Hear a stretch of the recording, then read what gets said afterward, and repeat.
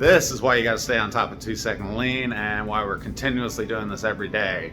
So we recently put in a new piece of equipment, and that meant we had to put the grinder somewhere.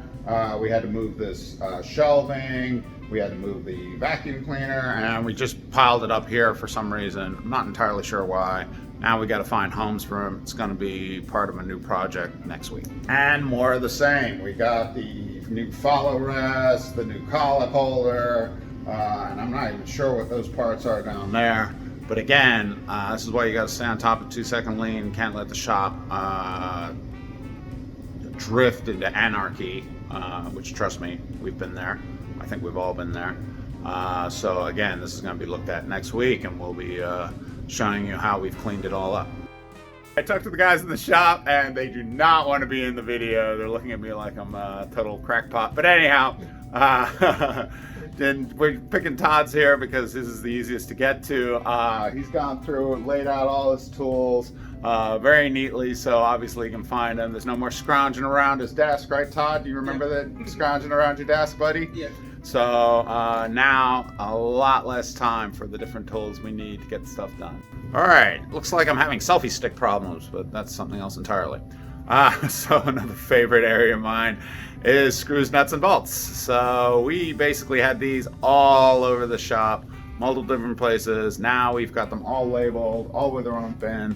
But just to show you that we're still a real shop, really doing business, we still have quite a few up here that have come in for various projects that haven't yet gotten organized.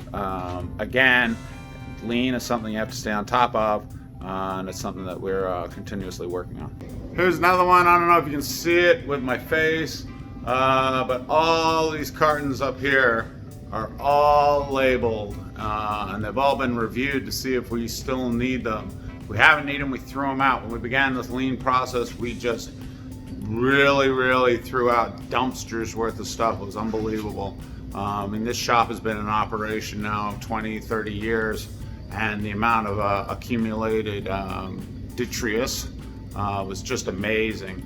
So now we only work with exactly what we need.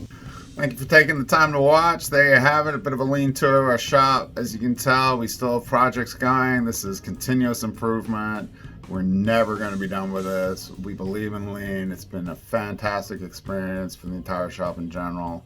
We'll be dropping back with another video on what we did with those areas that I showed you that still needed some work. And look forward to talking to y'all soon.